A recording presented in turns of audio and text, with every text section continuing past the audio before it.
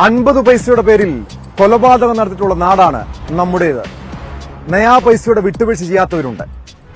3 രൂപയെ ചൊല്ലി ബസ് കണ്ടക്ടറും യാത്രക്കാരനും തമ്മിൽ വാക്കേറ്റമുണ്ടായി. ആ വാക്കേറ്റം കയ്യാങ്കളിയിലാണ് കലാശിച്ചത്.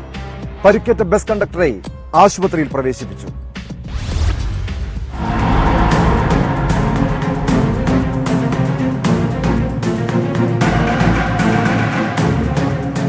ചിതറ കിഴക്കുംഭാഗം ജംഗ്ഷന് സമീപമായിരുന്നു സംഭവം. മുള്ളിക്കാട് നിന്ന് ബസ്സിൽ കയറിയ യാത്രക്കാരൻ 13 രൂപ ടിക്കറ്റ് ആവശ്യപ്പെട്ടു.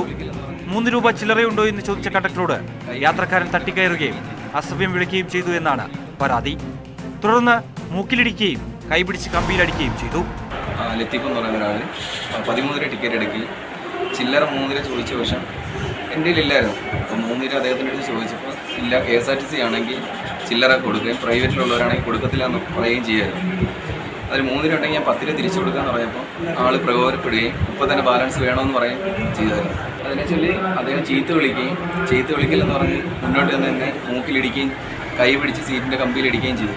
കണ്ടക്ടർ കുളത്തൂപ്പുഴ മൈലമ്മൂട് സ്വദേശി അഖിലിന് മൂക്കിന്റെ പാലത്തിലും കൈയിലും പൊട്ടലുണ്ട്. ഇയാൾ കടക്കൽ താലൂക്ക് ആശുപത്രിയിൽ ചികിത്സ തേടി. അഖിലിന്റെ പരാതിയിൽ പോലീസ് അന്വേഷണം തുടങ്ങി.